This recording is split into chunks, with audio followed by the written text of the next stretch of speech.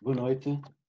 Estamos em direto no Facebook do Diário de Trás-os-Montes com um programa de opinião que se chama Opinião Transmontana e que vai contar com 4 pessoas, uma delas de Bragança, Batista Jerónimo, outra de Miranda, Carlos Ferreira, de Vila Real, João Pedro Batista e a partir de Chaves, Manuela Tenda. São 4 pessoas que nos vão ajudar a refletir todos os domingos sobre os acontecimentos mais importantes da região de Trás-os-Montes. 1 ou 2 temas apenas e tentaremos sempre ser rápidos na resposta para não amassar as pessoas. Mas tentamos que isto seja um programa divertido e que venha ajudar as pessoas a descontextualizar algumas das notícias que nos acontecem durante a região, durante a semana. E começo já pela Manuela Tender, sobre a problemática do Covid na região. Exatamente quais são as situações que têm acontecido, que nos levam aqui, todos os fins de semana, a falar sobre o Covid e sobre este grande estado de emergência em que nos estamos ainda todos, e estamos todos confinados em casa. Manuela Tender. Saúdo naturalmente todo o painel, que muito dignifica a região e que muito estimo. Começando por esta questão, eu entendo que as críticas que se têm ouvido fazem sentido, porque o governo não agiu com proatividade, não investiu na prevenção, foi reagindo. Eu creio que nesta questão foi reagindo. E a DGS também foi um pouco assim. Primeiro o vírus não corria o risco de entrar no nosso território, como se o vírus conhecesse fronteiras. Depois não era uma coisa assim tão fácil de disseminar. E depois, quando nós fomos a ver, não é, já estávamos na fase de mitigação em que, de facto, já a prevenção tinha falhado. Eu creio que, e nomeadamente aqui na região de Chaves e nestas regiões todas fronteiriças, era importante que se tivesse investido no controlo do tráfego nas fronteiras, quer fronteiras terrestres, quer nos aeroportos, quer nos portos de mar. Tinha de haver um controlo, saber de onde vinham as pessoas, para onde iam, fazer-se logo ali um rastreio, verificar se não havia ali alguma possibilidade de contágio ou de infecção, e não houve. Isto começou muito tardiamente.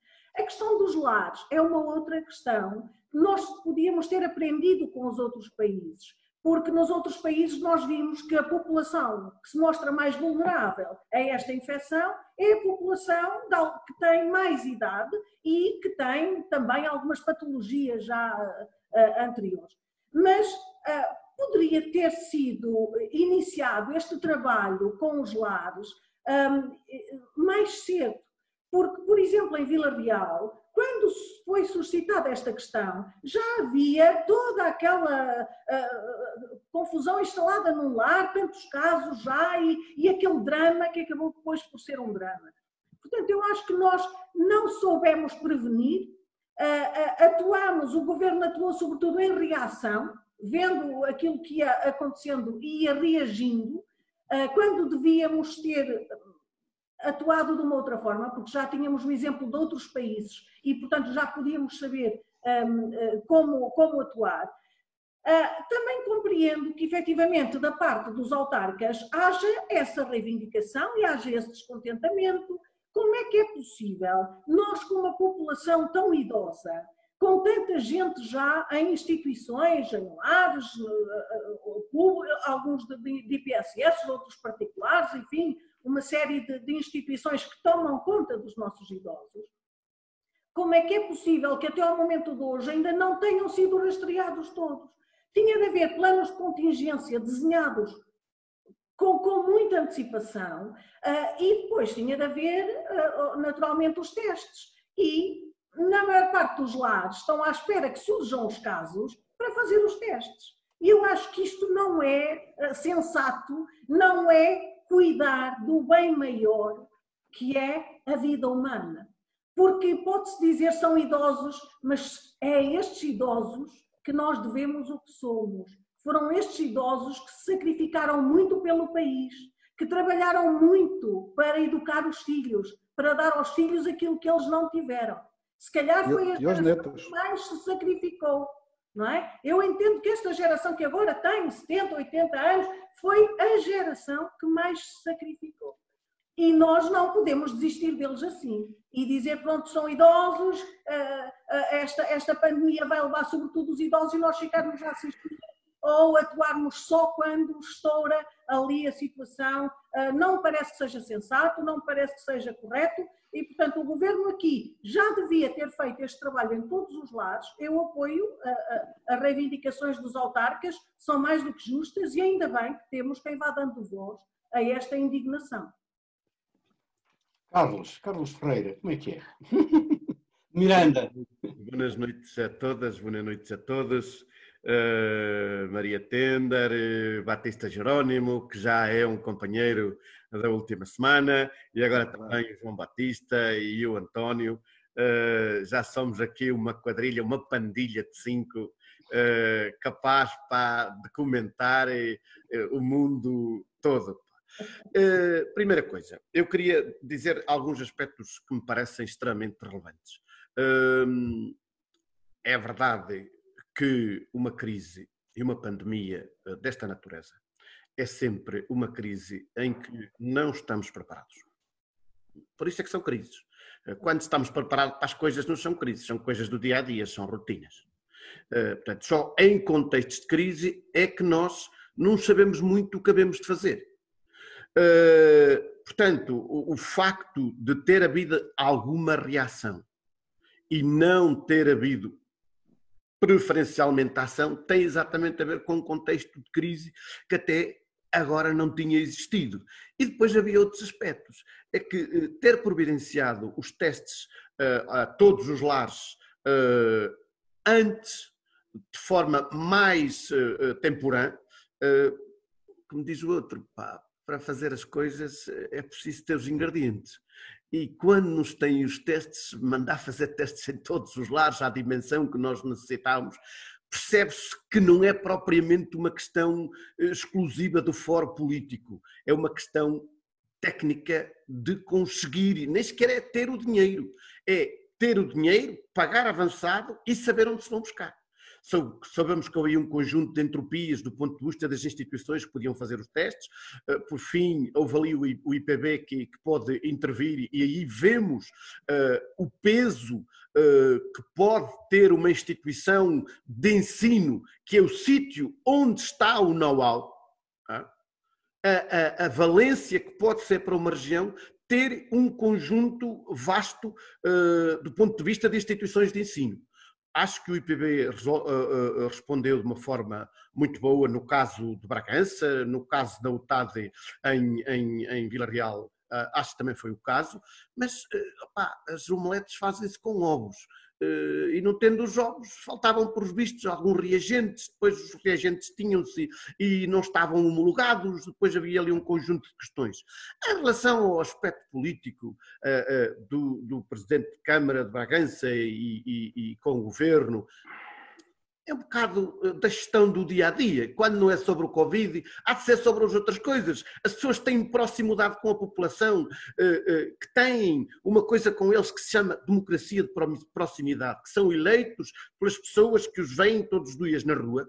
É sua obrigação pressionar todos os dias o Governo Central, sobretudo que nós temos uma administração que é uma administração tradicionalmente extremamente centralizada em Lisboa. O próprio Norte se queixou muito de Lisboa.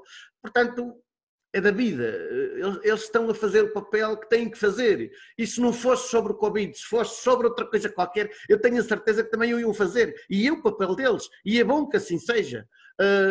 Mas pronto, esse aspecto não me pareceu mais relevante. O que me parece mais relevante agora, no contexto que tu referiste, sobretudo no contexto da abertura, de ir abrindo, é que os testes que sejam não só os testes de diagnóstico, mas os testes pelos vistos de imunidade. Esses é que são os bons.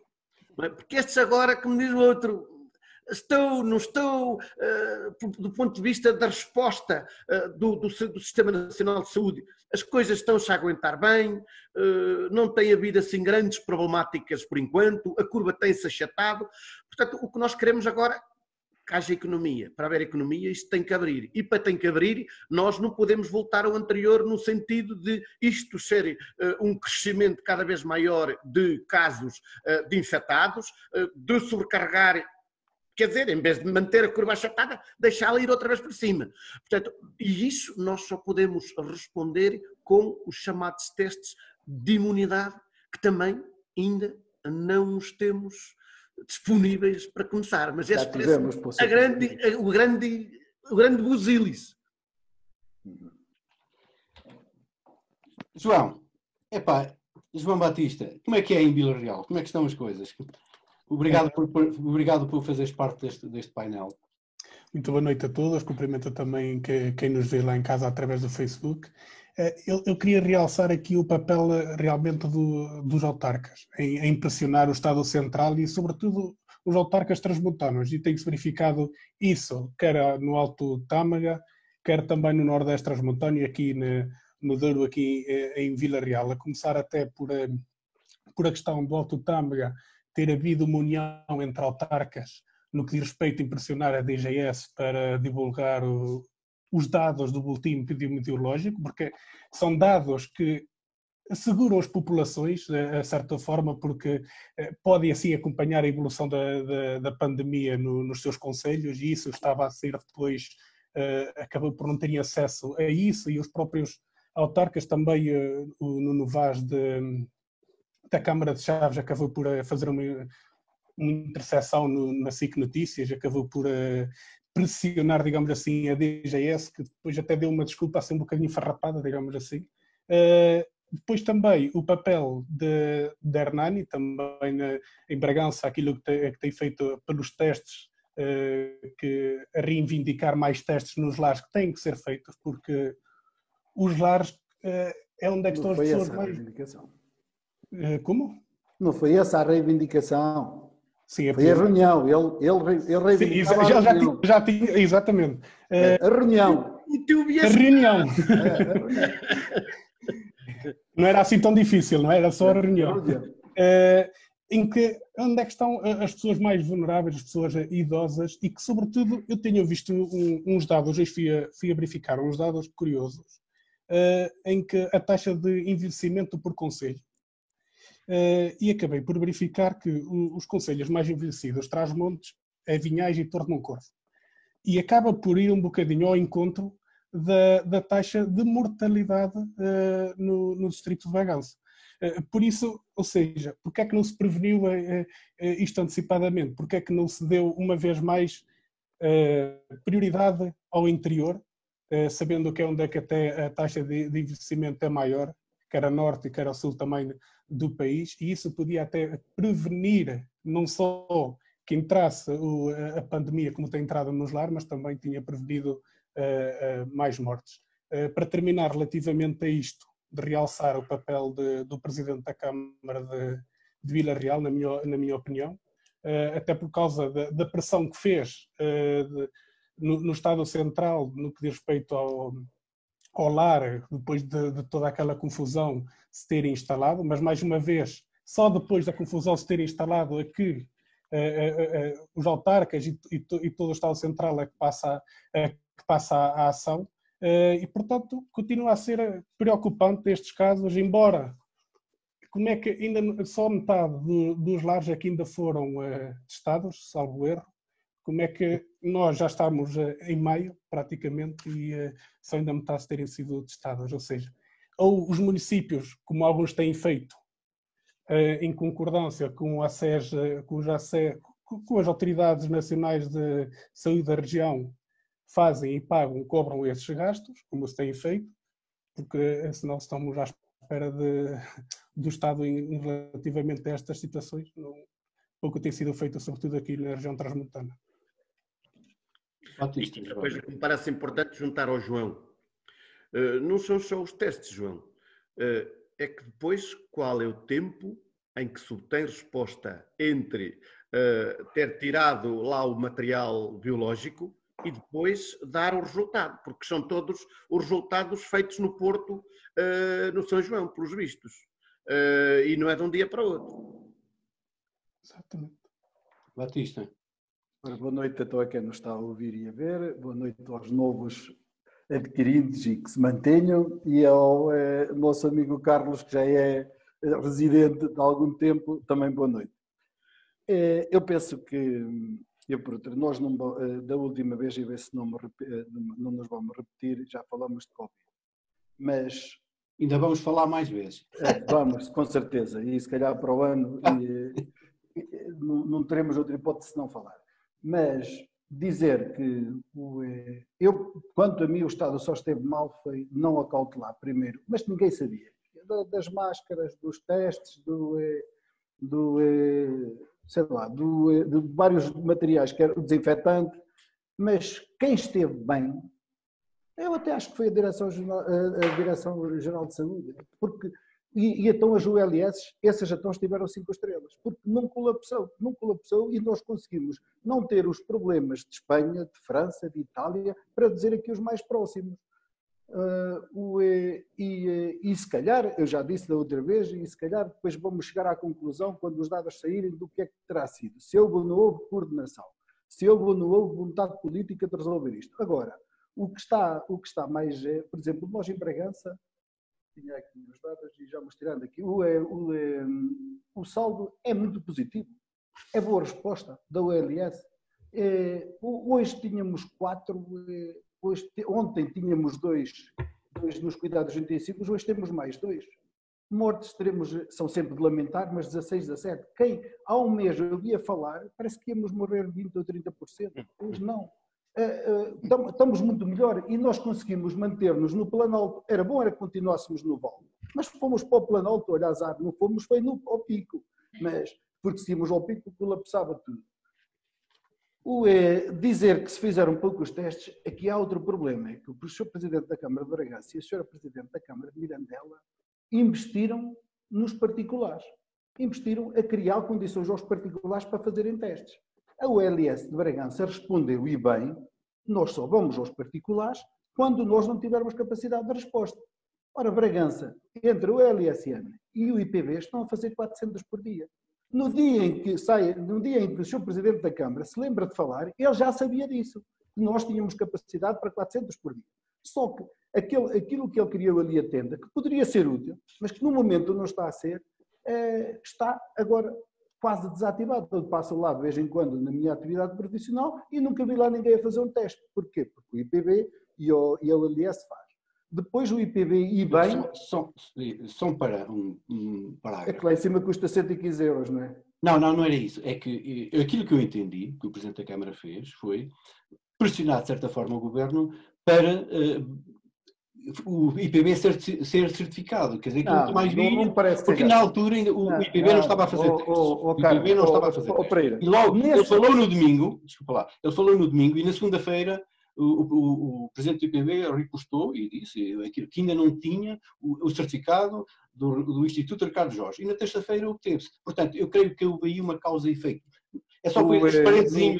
Não me parece, porque o Instituto Ricardo Jorge, primeiro, nem é público, ou por outro, tem um serviço público e não depende dos políticos, e não foi por isso que ele apressou ou não apressou. Aquilo tem que demorar os seus tempos e o IPV teve que fazer os testes, mandá-los para o Instituto Ricardo Jorge e eles validarem esses testes. E foi o que aconteceu. No dia em que ele falou, também já se sabia que o IPV, se calhar nesse mesmo dia, podia começar a fazer testes. Quer dizer, aquilo foi uma fuga para a frente. Não foi mais do que uma fuga para a frente. Agora, como é que um presidente como é que o presidente da Comissão de Proteção Civil conseguia, fazendo só uma reunião, que eu saiba, só fez uma reunião, e exigiu uma reunião da Comissão Política Conselhia Distrital? A primeira coisa que se pode perguntar até é porque é que ele não é o presidente da Comissão de Proteção Civil Distrital. Fazia todo o sentido a capital distrito ser o presidente dessa comissão. O Vila Real também não é. Em Vila Real não importa o que é Vila Real, porque não, Vila mas Real, também não é. Podia, Aquele teu raciocínio podia ser, mas Vila Real também não é. Mas, por exemplo, Não até faz sentido não ser, descentralizar. Pois, mas também não é, mas também não faz parte da comissão. Porque quem faz parte da comissão é Bragança. Espera aí um bocadinho. O Carlos Ferreira estava a dizer? Passa-se, Jerónimo, essa eleição não houve eleição. É feita no Conselho Eu acho que não, que é nomeada pela Associação de Municípios. Acho que é nomeada. Agora, e é nomeada, se calhar, por um estatuto que é do... É na CIM, é no Conselho da CIM. Pois penso que não. Mas isso é um pormenor. Mas porquê é que é? Agora é ver que se entraram ali no centro, é Mogadouro, que é o presidente, Edmond Corbo e Macedo Cavaleiros. É no Conselho da Cima, Jerónimo, que é eleito. Agora, como é que... Depois podemos também perguntar aos... Tem a maioria, não é? O PS tem a maioria. Isto não é críticas, isto é só chamadas de atenção. É ver, por exemplo, quem ler o documento da Proteção Civil do Conselho de Bragança fica abismado. Quer dizer, estão lá escolas que já não existem, estão lá a funcionar que lá não estão mencionadas. Aquilo, porquê? Porque é 2009 e nunca foi atualizado. Quer dizer, um presidente da Câmara que tem esta lacuna só devia pedir desculpa. Nunca vir agora a dizer que o secretário de Estado não tem tempo para reunir com ele. O secretário de Estado, e bem o governo nomeou para a região norte, tem cinco distritos. E aqui em Bragança, se calhar, é onde é que corre melhor. Mas nesse comunicado longo e inconclusivo, e não foi capaz de apontar uma falha ao LSN, não foi capaz de apontar uma ideia para essa reunião, o que é que ele queria? Ele o que diz é necessário coordenação e orientação. E eu acho que sim, que ele precisa muito disso. Fica bem reivindicar, Jerónimo. Não sei se fica, porque se nós formos comparar o que a Câmara de Bragança fez, comparado com as outras câmaras para o Covid, é pouco mais que zero. Qualquer Câmara dos concelhos que à volta fez muito mais do que a Câmara de Bragança. Não parece que basicamente fizeram tudo o mesmo. Não parece ser isso. Na essência isto tem corrido muito bem aqui até para o Nordeste, não tem havido grandes problemáticas. Volto-te a dizer que, Pereira, quem esteve bem foi o IPB, teve também bem a ACISB e teve bem as juntas de freguesia. Sim. Essas estiveram bem, porque então o IPB é uma coisa que ninguém lhe pode tocar. O IPB já é o Ai Jesus de Bragança. Sim. E agora mostrou porque é que é. Quer dizer, foi rapidamente a fabricar lá o gel desinfetante, foi rapidamente a certificar-se para fazer testes, foi rapidamente a dar apoio. Agora, a LSN deveria ter mais apoio dos autarcas e que não está a ter. Porque isso, por exemplo, o Pereira... Não está a ter? Não está a ter. Achas que não está a ter? Não. Por exemplo, esta história por exemplo, e depois fazem-se coisas só para a fotografia. Por exemplo, alguma vez seria de pôr o pavilhão Arnaldo Pereira de apoio ao hospital? Até o da Coxa, que está ali tão mais perto. E agora que se abrirem as escolas, se abrirem é o único pavilhão. Batista, mas estás a personalizar muito na Câmara de Bragança, mas diz-me o seguinte. Sim, pronto, vamos ver. Sim, mas não achas que fizeram todos basicamente a mesma coisa? Todos os presidentes de junta? Não. Por exemplo, na questão das escolas não fizeram. Fizeram vários. Quase todos. Fizeram vários. Quase todas nas escolas puseram. Já o tablet, já o PC para quem não precisa. Não. Talvez não esteja a par disso, mas houve vários conselhos que disponibilizaram vários pavilhões, portanto, em Montalegre, em Chaves, em Vila Real, várias estruturas estão disponíveis para... Mas às vezes é aquilo que tu disseste também, Chico. Às vezes também fazem as coisas para inglês ver. E nesse contexto dos computadores, pronto, nós também aqui no contexto da Câmara de Miranda de Douro, eu também sou Presidente da Assembleia, vamos falando e vamos conversando sobre a bondade de algumas coisas. Andou aí gente a gastar 100 mil euros, não sei quanto dinheiro, em computadores. E depois os computadores não têm o software adaptado para receber as coisas do Ministério da Educação. É uma desgraça. A Câmara que é responsável pelo ensino devia ter chegado ao pé das direções das escolas e dizer assim: quantos alunos é que precisam de tablet? Quanta gente é que não tem internet? E depois dizer lá juntas de freguesia. Nesta junta de freguesia há estes nas localidades fora da Bragança. Vocês têm que ter condições para prestar esse apoio. Aqui em Bragança funcionou sempre tudo. Mas, o problema... Batista, estás a concentrar-te demasiado aí. Não, isso também é verdade. Houve vários... Queres falar de Macedo? Não, vamos falar de várias... Sim, depois a economia a funcionar. Queres falar de Macedo, depois a economia a funcionar? Foi aos agricultores que não conseguiam vender nada, fez cavados e foi-nos oferecer aos necessitados. Estás a ver, fez 2 em 1. Queres falar da Alfândega da Fé? Eu posso-te falar de outras também. Agora, pronto, mas eu te convido... Vamos a ver com a cereja, Jerónimo. Vamos a ver com a cereja. Exatamente. O problema dos computadores... Os morangos correram bem. João Batista ia a falar, desculpe. O problema dos computadores e das câmaras, isto não devia ser até agora devia ser uma preocupação fundamental, mas não devia ser uma preocupação só de agora. Porque Claro. todos os alunos, qualquer aluno que esteja no ensino, quer do segundo ciclo, no terceiro ciclo e no próprio secundária, deve ter acesso ao computador e à própria câmara, e a junta de freguesia deve se preocupar com isso. Precisamente, Não é só, também de acordo. não é só agora por causa do Covid que vai haver isso. E pronto, eu, no caso de Bragança, não conheço... Existem instituições específicas da CPC Exatamente. E um conjunto de comissões de educação que estão ali só para isso. Isto é verdade o que diz o João. É verdade. Eu conheço, por exemplo, aqui o caso de Vila Real, que é aquele caso do Porto mais próximo que eu conheço. Há aqui há um espaço onde as crianças podem ir para aceder ao computador para terem essas aulas virtuais. E isso são medidas que, na minha opinião, deve haver onde há necessidade e deve ser avaliada essa necessidade junto de quem? Primeiro dos encarregados de educação e das escolas. Estamos todos de acordo. Mas sobre os computadores, e depois já vamos passar à frente, mas também parece aqui que há uma coisa que devíamos ter... Se calhar uma necessidade maior do que há que efetivamente há. Não, é que o que me parece a mim é que anda toda a gente a gastar o mesmo dinheiro para as mesmas coisas. O governo disse aqui há dias que ia investir em computadores, não sei quantos computadores para as escolas. Que ia fazer, não sei se vocês repararam, era um computador igual àquele que se propôs há 20 anos, que ainda no tempo do Sócrates, talvez. O Magalhães. Magalhães. Exatamente. Sócrates, estás por lado. Não, pelos vistos o PC nunca funcionou em condições. Funcionou. Desculpa lá. Nada. Não. Eu tive um filho que não teve um Magalhães, mas deram-lhe outro. Ou por outro, tive que pagar ok. O melhor computador e funcionava. O Magalhães aquilo parece que não funcionava em condições. Mas também não é isso que está em causa. O que eu quero dizer é o seguinte. O próprio Ministério disse que ia dar novos computadores desses. Fazer uma proposta e pronto. E se calhar dar computadores àquelas crianças que não têm e não podem. E, entretanto, as câmaras também já estão a comprar. Qualquer dia, em vez de 0 computadores, têm 2. Mas pronto, isso é outra conversa.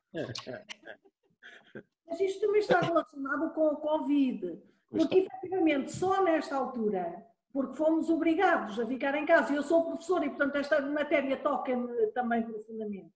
Sim. Só nesta altura é que nós percebemos que os alunos têm circunstâncias familiares completamente diversas e que há alunos que não têm qualquer tipo de apoio, há alunos que não têm um computador em casa, que não têm internet e hoje, supostamente, estão todos em aulas à distância, não é? E quando é nos momentos síncronos, nós verificamos que há alguns alunos que ainda não conseguem entrar. Isso para nós é um drama. E acho que é um drama para o país, porque o compromisso de uma escola inclusiva que não deixe ninguém para trás e que dê igualdade de oportunidades a todos, está ainda muito longe de cumprir. Infelizmente. Não é? Infelizmente, porque de facto é assim. A igualdade de oportunidades depois começa aí a falhar. Numa situação destas, não é? Que realmente há alunos ainda em situações tão dispares, é preocupante, é muito preocupante. E, portanto, nós juntamos aqui dois problemas que são muito sérios, não é? O da pandemia e o desta quase pandemia social, das assimetrias, da pobreza, da exclusão, que nós ainda não fomos capazes de resolver, nós enquanto país não fomos ainda capazes de resolver. Esse é talvez o problema mais grave que nós temos. É ainda as assimetrias que existem e que às vezes estavam meio esquecidas entre as diversas classes sociais e o acesso ao ensino e o acesso, basicamente agora foi muito patente com esta questão do ensino à distância, não é? Aí é que se veio realmente ver. Olha, proponho que avancemos, porque já falámos de 30 minutos, eu nunca pensei que demorássemos tanto. Somos 5, cada 1 minuto ou 2. É uma cereja. Muito bem. Vamos passar já ao tema que esta semana esteve muito em debate, foi o 25 de Abril. O que é que acharam do 25 de Abril? Do 25 de Abril o vosso, e também da reunião que aconteceu na Assembleia da República, portanto, para comemorar o 25 de Abril. E já agora, o que é que vocês pensam de como é que vai ser o 1º de Maio? Podem falar de ambas as coisas. E pronto, olha, fala já o Carlos. António, eu acho que realmente ali o Presidente da nossa Assembleia da República teve algum déficit de comunicação. E quando é assim, depois é mais fácil o argumento do ataque. Ele pôs um cachicajeiro. Aliás, que depois, com base num conjunto de críticas que havia nas redes sociais e também críticas dos próprios blocos partidários, quer à direita, quer à esquerda, nós vemos aí vozes grossas no contexto do Partido Socialista também que, não é? Falaram nessa questão, que não estavam de acordo, e depois o próprio Primeiro-Ministro veio a botar água na fervura e as coisas não foram feitas posteriormente como estavam decididas, feitas inicialmente. Portanto, houve menos gente, houve ali menos a galhofa, e depois, apesar de ter sido um discurso que eu gostei, um discurso bonito e que em geral a comunicação social, os bornos vários políticos gostaram do Presidente da República. Não é normal que um Presidente da República passe a essência do seu discurso a dar justificações sobre aquele tipo de comemoração, não é? Não é normal. Agora, nós sabemos que as elites do Estado são séniores. E que também aos séniores, se calhar, há mais dificuldade. É uma coisa que se chama inércia, que é aquela dificuldade de sair do sítio e de fazer diferente. Aliás, a própria, como é que é de dizer, essência do 25 de Abril é o diferente, é a revolução. Antes era de uma maneira e no dia a seguir era de outra maneira. Portanto, é a inovação. E há quanto tempo se comemora o 25 de Abril da mesma forma? E agora, quando é que se pôs esta questão? Pôs esta questão no tempo da crise. Porque é o tempo em que as misérias ficam sempre a nu. Tu disseste as assimetrias, um gajo se tira as calças, só depois é que vê se traz cuecas ou não. Portanto, quando uma pessoa está verdadeiramente em crise e na desgraça, as maiores problemáticas é que vêm acima. Agora, isso deu de barato. Acho que não era assim tão importante aquela quantidade todas de vozes que foi contra a forma de comemorar o 25 de Abril. Também, ao lado da comemoração nacional do 25 de Abril, parece-me que apareceram comemorações regionais, muitas, com muita imaginação, com muita diferenciação, com muita... Portanto, não podemos olhar só para aquela questiúncula, que era quase uma borbulha da questão da Assembleia da República. Eu acho que, no fim, correu bem. As coisas apaziguaram-se bastante. E o 1º de Maio, Correu bem ou não, deixa vir os testes. Podemos agora fazer os testes, é que se vai ver se correu bem ou mal. Até lá... Tiveste bem. Foi medida a temperatura? Pode ser que não arranjem testes para ele. Mas foi medida a temperatura? Agora, o 25 de Maio, É que eu não sei se mediram a temperatura ao entrar. Não faço ideia. Estava lá o fresquinho para desinfetar. Não, como é que se chama? Máscara de bico não usava. Aquelas coisas têm um nome... Zaragatoas. As zaragatoas, exatamente, não subiam lá. Portanto, acho que houve um debate sobre isso a nível nacional, por causa da comemoração do 25 de Abril, a essência do 25 de Abril. Acho que foi salutar esse debate. E não... para mim, a grande magia, o milagre, se nós podemos dizer, do 25 de Abril, é que foi feito por alguns e agora é de todos. Todos temos o benefício do 25 de Abril. E o que ele nos trouxe. Mas só foi alguns que o fizeram. E isso é que é o verdadeiro milagre. Se bem que o 25 de Abril acho que é como a liberdade, são valores que nunca se atingem na sua plenitude. Já o Einstein dizia que o absoluto não existe, só existe o relativo. Portanto, nós temos... Imaginai que o mundo estava para alguns. Mas, Jerónimo, imagina que o mundo era perfeito totalmente amanhã. Para as gerações vindouras era uma treta, pá, não tinham mais que fazer. Enquanto houver humanos, não há perfeição absoluta, isso é verdade. Exatamente, exatamente. O 1º de Maio acho que é mais complicado porque mete mais rua e tudo mais. Eu acho que vai correr bem. Eu acho que ali foi apaziguado o contexto no 25 de Abril, o Presidente esteve muito bem e foi bom este debate. Foi bom este debate. Jerónimo, estavas aí já a intervir? Não, eu, por mim posso ficar outra vez para o último. Não, passa já. Eu, contrariamente, junto-me aos críticos, até porque eu assinei a petição para que não fosse assim, entendia eu, e não mudei de opinião, que o Presidente da República, o Primeiro-Ministro e os deputados e os altos mais representantes da nação deveriam mostrar que também eram povo e aquilo que estavam a exigir e que legislaram e que nos impuseram, eles também conseguiam fazer. Deviam utilizar as ferramentas e os meios ao alcance para comunicar com a nação. Seria profilático, seria pedagógico, seria um aprendizado por modelagem que fica muito mais, tanto nos mais novos como nos mais velhos, e seria uma atitude responsável. O Presidente da República, como já disse o Carlos, e muito bem, passou 2/3 do discurso dele a justificar porque é que fez ali o 25 de Abril.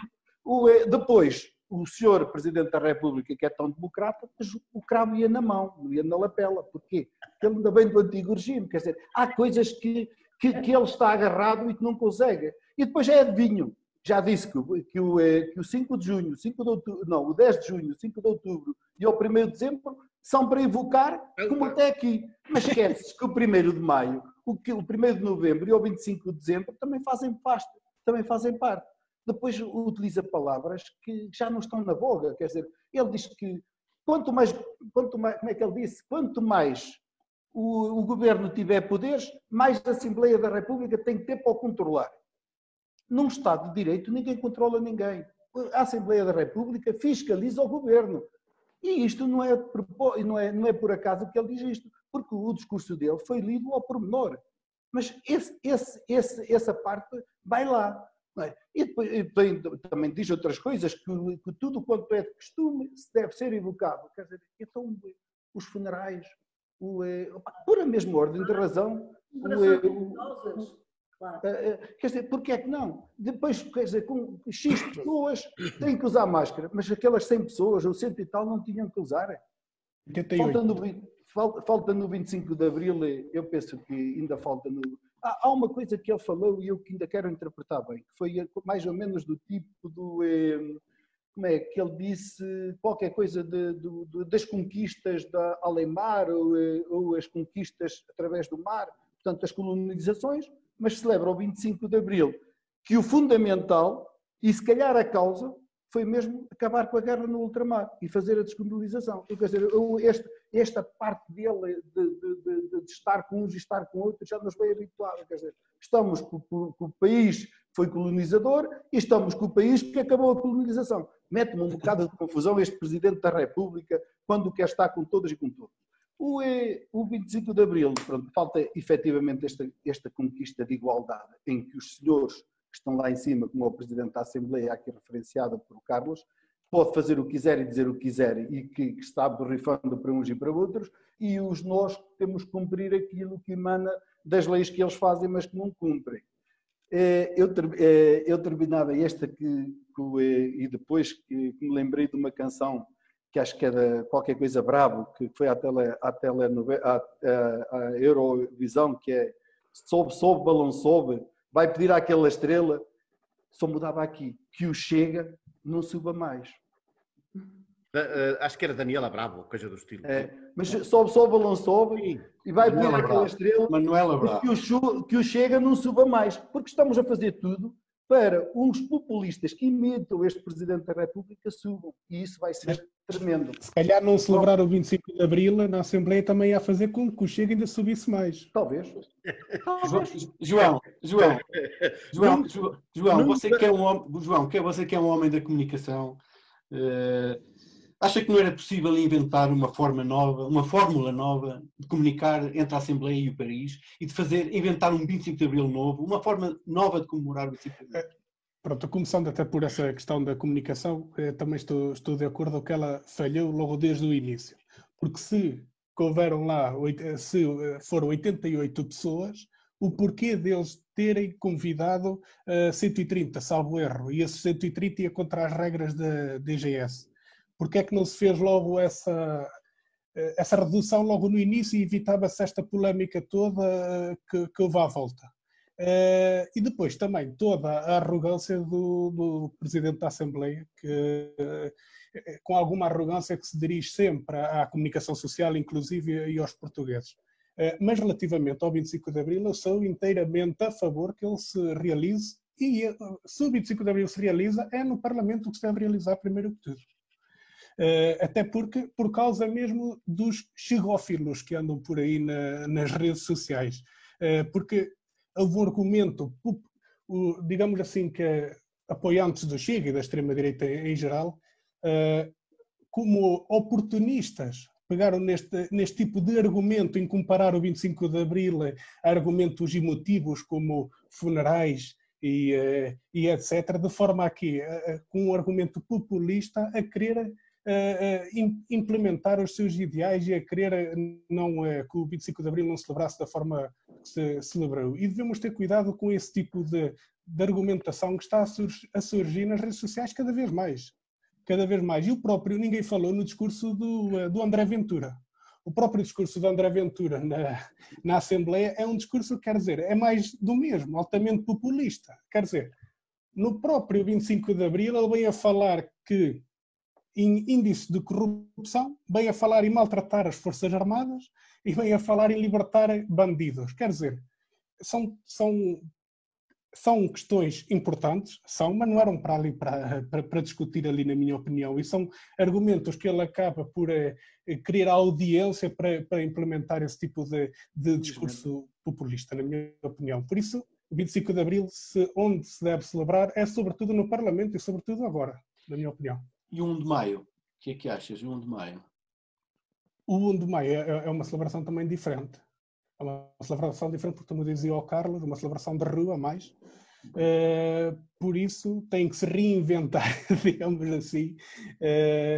E aí já não sei o que é que se pode fazer. Relativamente ainda ao 25 de Abril, deixe-me dizer que eu também estava muito preocupado com os 308 municípios portugueses, como é que iam fazer. E, nesse caso, deram também o exemplo em que, cantando à janela a Grândola Vila Morena, com várias medidas de hastear bandeiras, foram, por acaso, estão de parabéns, sobretudo também os transmontanos que eu estive atento. Doutora Manuela, temos o privilégio de já ter participado no 25 de Abril na própria Assembleia da República. É verdade. Este ano foi diferente. Foi, de facto, uma comemoração muito diferente. E eu acho que acabou por correr bem, porque tudo pronunciava que iria correr muito mal. Porque quando se anunciaram, primeiro quando se anunciou a comemoração, sem se referir qualquer pormenor que tivesse a ver com a redução do número de participantes, isto deixou naturalmente as pessoas muito ofendidas, e com toda a razão, porque nós não podemos ter dois países, um país que está em confinamento, que tem determinadas regras, que está controlado, que não podia, expressamente, nesse fim de semana prolongado, não podia sair do seu concelho, não é? E depois tínhamos outros portugueses eleitos, muito bem, representantes dos portugueses, não está isso em questão, mas tínhamos outros portugueses que iriam de Bragança, de Viana do Castelo, do Algarve, etc., até Lisboa, para fazer as comemorações do 25 de Abril, quando, efetivamente, se podia ter arranjado uma outra solução, em que cada líder de partido, por exemplo, falaria da sede do partido, o Presidente da República estaria lá, ou estaria no Palácio, enfim, isto depois era uma questão a ver, mas poderiam fazê-lo também através das televisões, através das redes, e davam esse exemplo. Eu também preferiria esse modelo. No início também não percebi quando houve o anúncio e acho que houve, eu não sei se o Carlos Ferreira falou no problema de comunicação, eu não sei se houve um problema de comunicação ou se o Parlamento teve de reajustar aquilo que estava a pensar fazer e parece-me que é mais isto. Perante a pressão popular, o Parlamento percebeu que não podia fazer aquilo que estava a pensar fazer.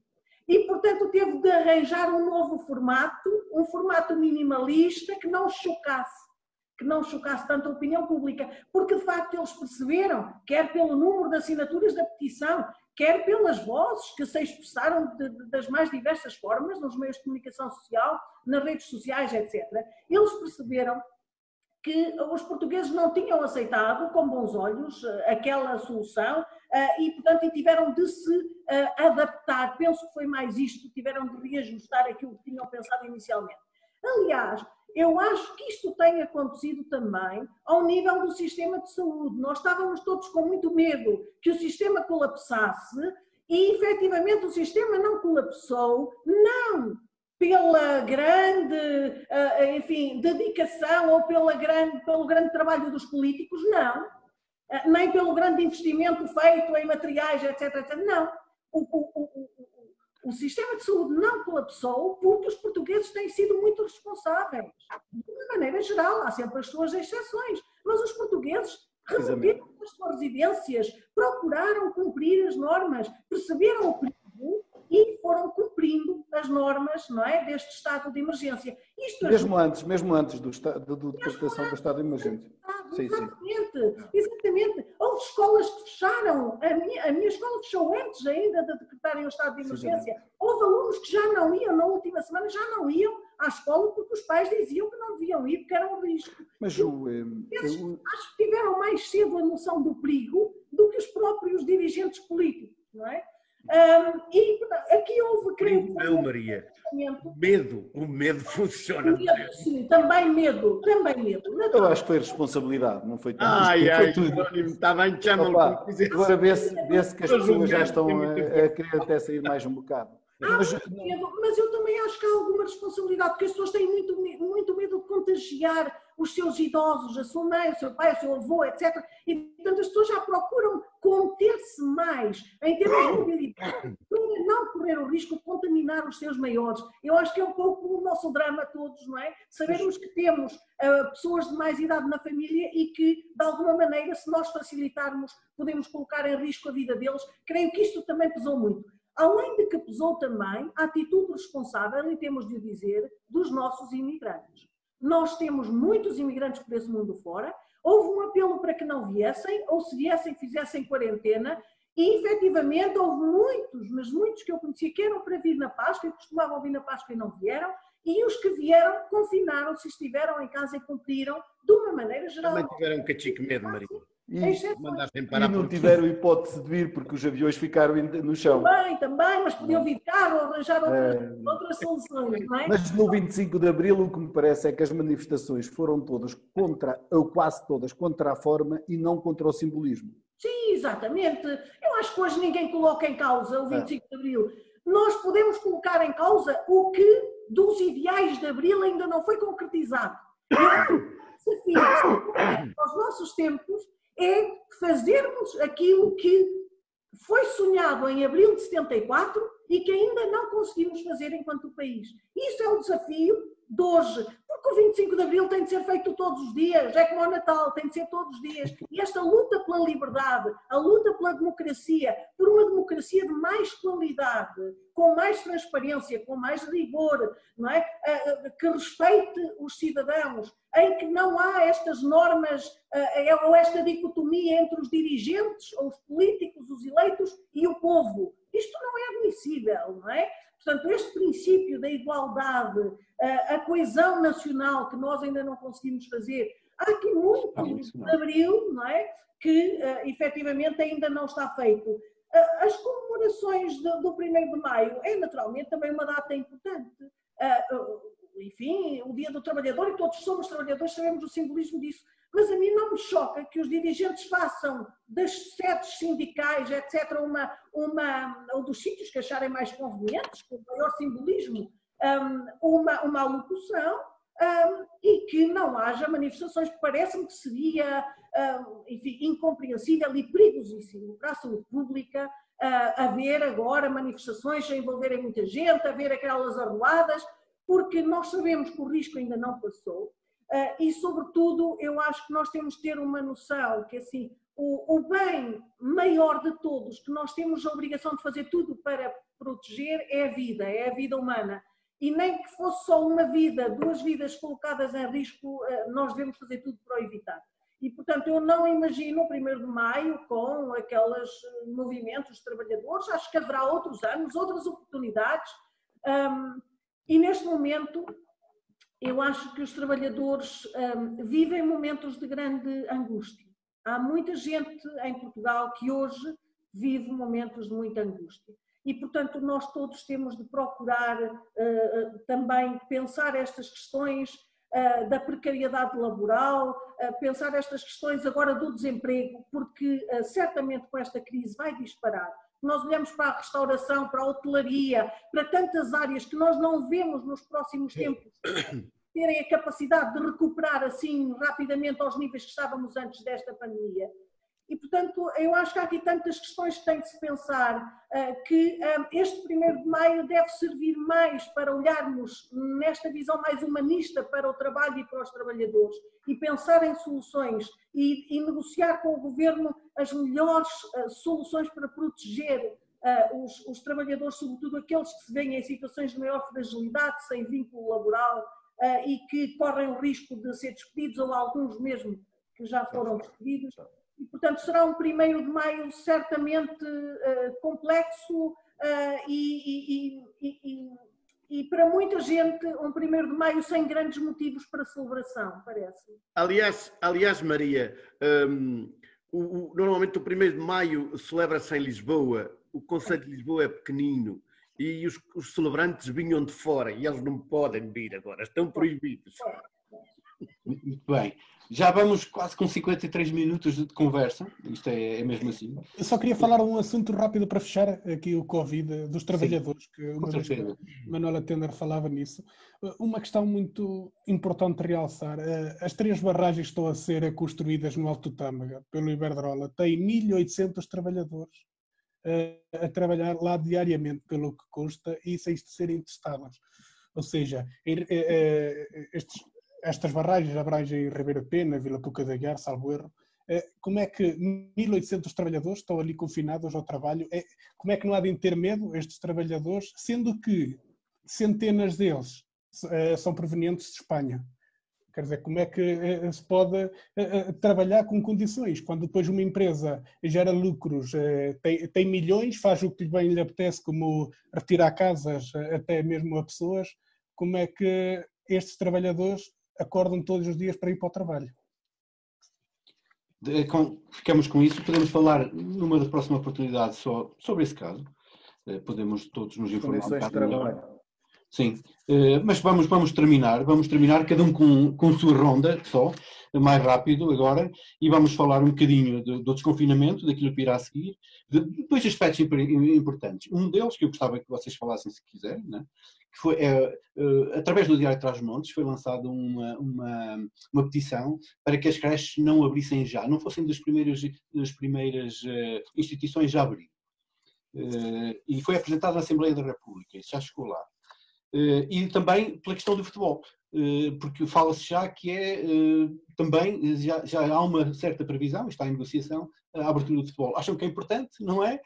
Pelo menos para quem está em casa possa se divertir um bocado. Terminamos assim uma ronda sobre isto e a seguir terminamos. Pode ser já o Carlos?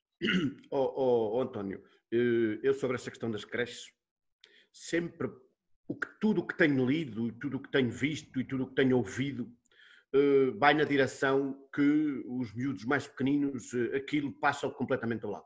O bicho passa completamente ao lado. Agora, eu não sei, pronto, do ponto de vista técnico, científico, não sei dizer mais que isso. É o que eu leio em todos os lados, que não entra com os pequeninos, eles destroem aquilo tudo e não há problemas e não sei o quê. Portanto, a decisão tomada pelo Governo para serem as creches as primeiras a abrir, havia de ter a ver com esse aconselhamento técnico. Elas vão abrir a 1 de junho. Vão abrir a 1 de junho. Pois, As digo eu, creches. deve ter a ver com isso. Aliás, parece que os miúdos mais pequeninos, os menos de 10 anos, são a principal barreira para haver uma chacina total da espécie. Porque não entra com eles. Portanto, e havia de ter com isso, digo eu. Mas podem levar para casa para os pais. Exato. Pronto, e mesmo com os próprios funcionários e os professores que trabalham nas creches, eu sei que isso é muito problemático, também há gente de risco, com idade e com várias camadas diabéticos, não sei o quê, grupos de risco, e sei que isso é muito complicado de tratar. Pronto, eu não sei muito opinar muito mais que isso. Em relação ao futebol, nós não nos podemos esquecer que, apesar de tudo, o futebol, nós nunca olhamos para ele com os olhos de economia. Do ponto de vista do PIB europeu, o futebol representa cerca de 3% do PIB europeu. E em Portugal, creio que há de representar até um bocadinho mais que a média europeia. Nós, é verdade que olhamos sempre para o futebol com aquele sentimento lúdico, de paixão cá dentro a arder, da tourada, do afrontamento entre nós todos. Agora, claro, é uma atividade desportiva que gera muita economia. Eu acho que é importante que o futebol retome. Acho que também é um tempo extremamente importante que nos trouxe esta crise para repensar o desporto de alta competição, sobretudo o futebol, nos aspectos mais negros que ele contém. E não é preciso dizer mais que estas palavras. Se nós conseguíssemos repensar isso e digamos, pegar no futebol pela ponta certa e ir aplanando também a curva daquelas problemáticas todas, era bom. Há quem diga que o retomar do campeonato poderá ser feito numa região específica, com os clubes todos ali a disputar dentro do mesmo estádio, agora é um, depois é outro, sem ninguém. Há outros que dizem que poderá ser disseminado pelos vários estádios em Portugal, mas pelo menos há uma coisa que nós sabemos e que é extremamente importante, que já foi divulgada aí por muitos comentadores, daqueles gordos, mais gordos que nós, que sabem mais e que mandam mais, a dizer que há uma comissão de altos técnicos que foi nomeada pela, como se chama, os que mandam no futebol? FIFA, UEFA. Exatamente. Não, aqui em Portugal, é pela Liga. Então é a Federação Portuguesa de Futebol. Exatamente, a Federação e E a Liga. Portanto, que tem uma dúzia de pessoas. Mas que é? A partir do 1,80 m, a partir do 1,90 m? Mais ou menos. Não, mas parece que são pessoas que, do ponto de vista técnico, são entendidas e que sabem muito dessas coisas e tal, e que eles vão mesmo seguir. Já lá vamos. Jerónimo, o que não é normal no futebol. Nós sabemos que não é normal no futebol. Portanto, parece que sim. Eu, a semana passada, escrevi um textinho Vamos lá sobre ver, isso, com tanta gente nos contou um pouco. Que não haja, pelo menos, muito fundamento da problemática trazida do Covid do ponto de vista psicológico. Eu acho que o futebol ajuda um cachico nessa área. Ora, muito bem. Manuela Tenda, já agora? É uma questão complexa. Eu acho que o desconfinamento não vai ser tão simples como nós pensamos. Eu penso Ou como nós queremos. Os portugueses vivem neste momento com muito medo. E, de repente, a determinação de abrir escolas, de abrir creches, de abrir salas de espetáculos, etc., restaurantes, cabeleireiros, etc. Nós sabemos que o país está um bocadinho, que a economia está a sufocar e que efetivamente nós podemos estar a proteger-nos de uma maneira e a sacrificar-nos por outra, matando a nossa economia, não é? Mas eu vejo muito medo da parte da população e, sobretudo, imaginemos uma sala de aula em que estão 30 alunos e um professor. São 31 famílias que ali estão representadas, mais os contactos que essas famílias vão tendo, porque há sempre contactos, não é? Por mais que se reduzam. Eu vejo com alguma apreensão, enquanto não houver um medicamento, uma vacina, algo que nos dê alguma garantia, eu vejo com alguma apreensão o retomar de algumas atividades. Nós vimos a proposta de reduzir o número de pessoas por sala, por exemplo, no caso dos espetáculos, do cinema, etc. No futebol não vi nenhuma proposta concreta, mas é óbvio que nós todos estamos ansiosos para voltar à normalidade. Agora, eu também entendo que a normalidade que vai estabelecer-se depois desta crise não será a mesma normalidade do antes, não é? Vai ser outra. Anterior à crise. Vai ser não houver vacina. As pessoas vão aderir a medo, vai haver ainda uma certa fobia no contacto social. Eu imagino que num aglomerado, quando alguém começar a tossir, e todos nós tossimos de vez em quando sem ter nada a ver com Covid, vai ficar logo ali meia dúzia de pessoas que vão ficar logo apavoradas. E, portanto, nós estamos numa fase, de facto, ainda deste pavor, deste receio, o que é também, de alguma maneira, compreensível, que as pessoas receiam as consequências, não é, deste problema. Agora, aquilo que efetivamente me parece é que nós também não temos muito mais condições para ficarmos todos confinados durante mais tempo, porque nós vemos a restauração, nós vemos, sei lá, cabeleireiros, tantas áreas, hotelaria. Faz impressão nós passarmos em cidades. Eu, por exemplo, quando vou a Chaves fazer alguma coisa ou fazer as compras, passo de carro a dar uma volta só para ver como está a cidade. E, de facto, é deprimente. Nós vemos ruas centrais quase sem viva alma, não é? Isto é um estado crítico, nós só temos a percepção disso quando vemos cidades em que se via até bastante movimento no centro e, de repente, nós passamos e não vemos quase ninguém. Isto mostra também alguma responsabilidade, mostra medo, mas mostra que, de facto, vivemos uma fase muito complexa, da qual não será muito fácil sairmos.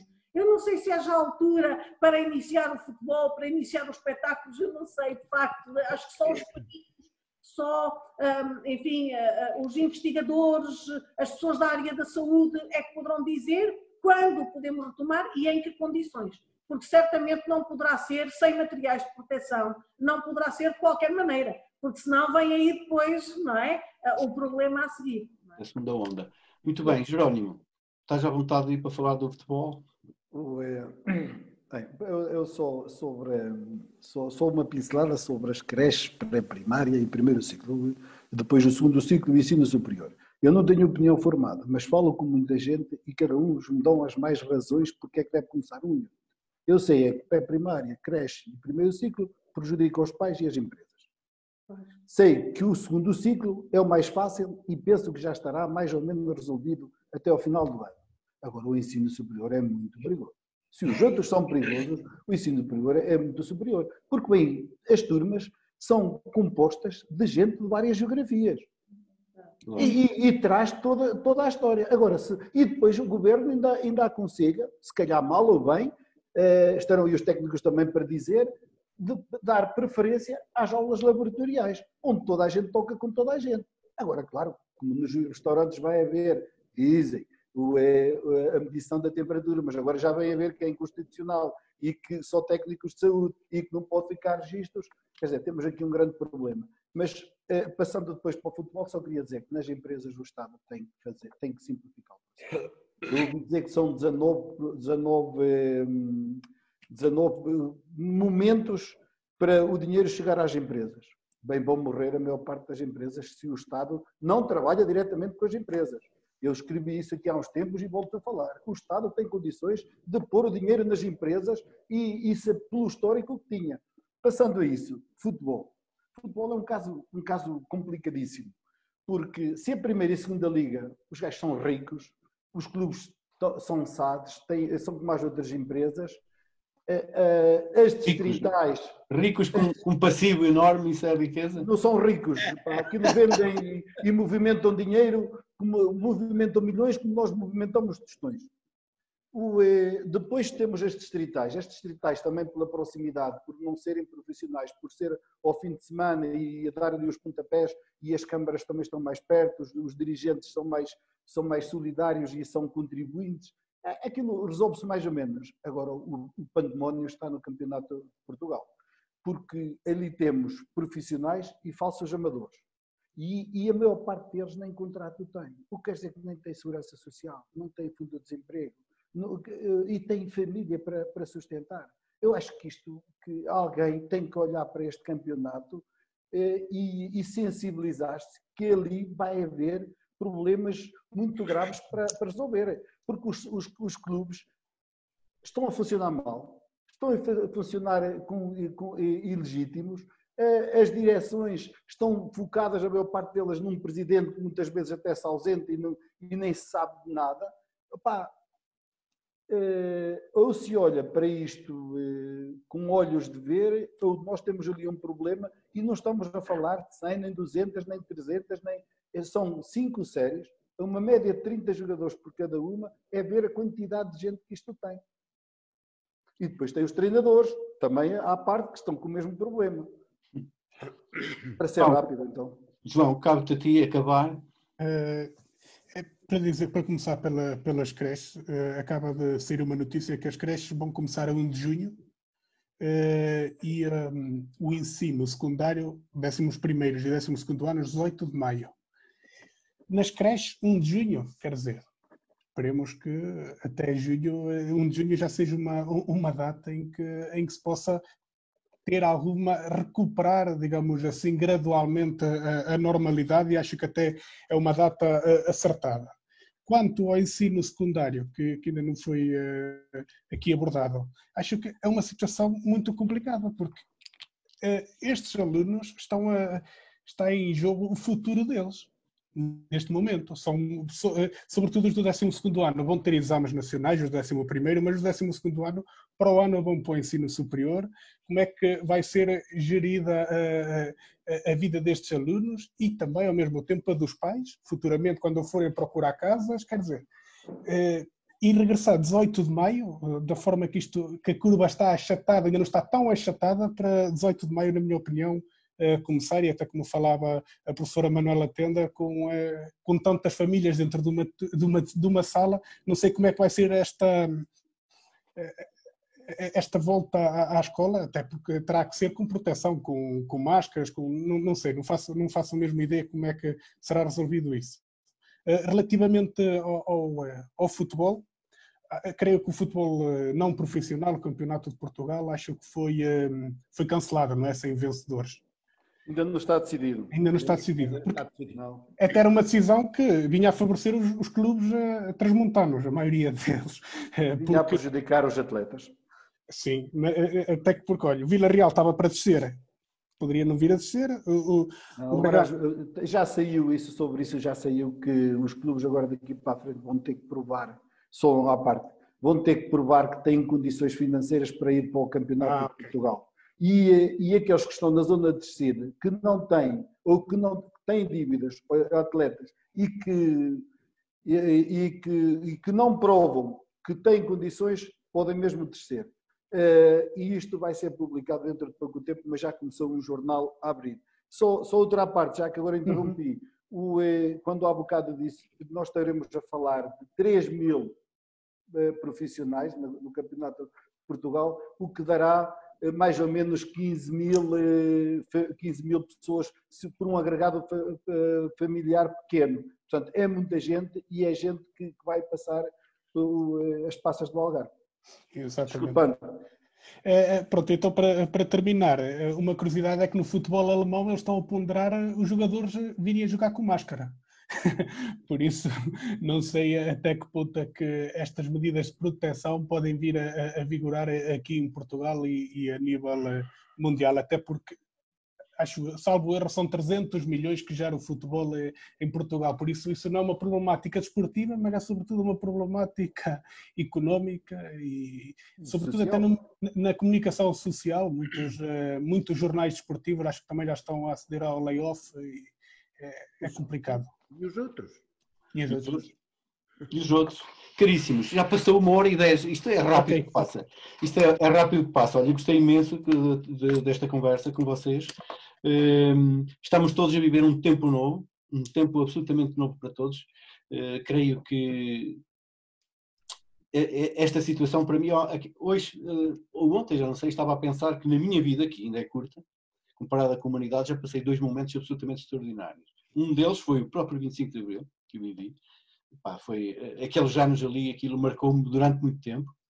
E agora o Covid, se calhar vai-me marcar também daqui para a frente o resto da minha vida. Portanto, são 2 momentos únicos. Esperemos. Hã? Esperemos. António, Esperemos que marque o resto da vida. Esperemos que Temos que ter futuro. Por muito tempo. Temos que ter futuro. Caríssimos, olha, vamos marcar outra vez encontro para a próxima semana, próximo domingo aqui.